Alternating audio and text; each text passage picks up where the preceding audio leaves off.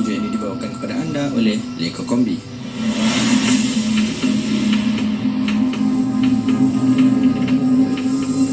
Walau yu'akhidullahu an-nasa bima kasabu ma taraka ala dhahriha min dabbah.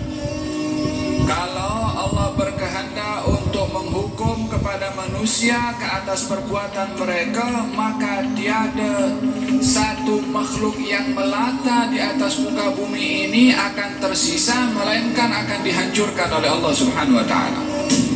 Yani kalau Allah akan segera di dalam menghukum, maka tak akan tersisa di atas muka bumi ini kecuali semuanya dihukum oleh Allah, disebabkan oleh karena banyaknya pelanggaran yang dilakukan oleh manusia di atas muka bumi ini. Akan tetapi Allah Subhanahu wa ta'ala membuka ruang kepada hamba yang lari dari Allah, yang lari menjauhkan diri dari Allah, tidak dihukum oleh Allah, diberi peluang bila mau kembali, bila mau insaf, bila nak rujuk kepada Allah Subhanahu wa ta'ala. Bani Israel berbagai macam pelanggaran yang mereka lakukan kepada Allah Subhanahu wa ta'ala.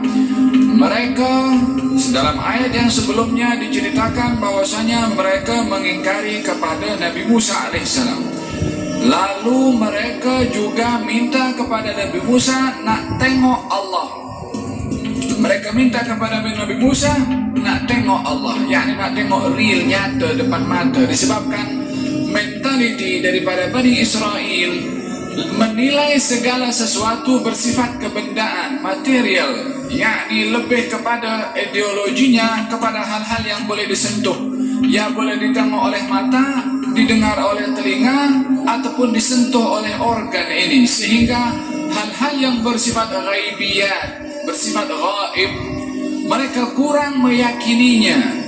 Sementara bahagian daripada ajakan para nabi dan rasul adalah al-iman. Yang pertama sekali adalah al-iman bil ghaib, iman kepada perkara yang ghaib, yakni meyakini adanya sesuatu yang kita tidak nampak. Itu bahagian daripada iman bil ghaib. Alif lam mim, dzalikal kitabu la raiba fihi hudan lil muttaqin alladziina yu'minuuna bil ghaibi wa yuqimuna sholata wa mimma razaqnahum yunfiqun.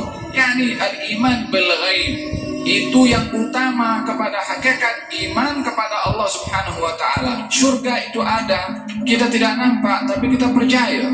Neraka itu ada, walaupun kita tidak nampak tapi kita percaya.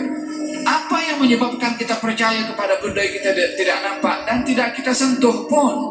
Iman bil ghaib, percaya dengan apa yang sampai kepada kita daripada Nabi SAW, walaupun kita tidak dapat melihatnya. Sementara bila mana seseorang meletakkan keimanannya kepada apa yang boleh disentuh oleh mata dan juga boleh disentuh oleh telinga, maka akan banyak perkara yang akan ditolak kalau tidak dapat dilihat oleh mata dan tidak dapat disentuh oleh telinga. Maka dalam hal ini mereka Bani Israel yang menuntut pelbagai macam kepada Nabi Musa enggan untuk beriman kepada perkara yang gaib, sehingga meminta kepada Nabi Musa, arinallahu jahratan, biarkan aku nak tengok kepada Allah jelas, yakni nak tengok dengan mata sendiri. Kemudian dihukum oleh Allah Subhanahu wa ta'ala. Apa hukumannya? Itu yang minta melihat kepada Allah dimatikan oleh Allah Subhanahu wa ta'ala. Nabi Musa mengatakan, ya Allah, ini mereka, ini yang minta kepada Nabi Musa nak tengok kepada Allah adalah orang-orang yang high level, yakni orang-orang pilihan.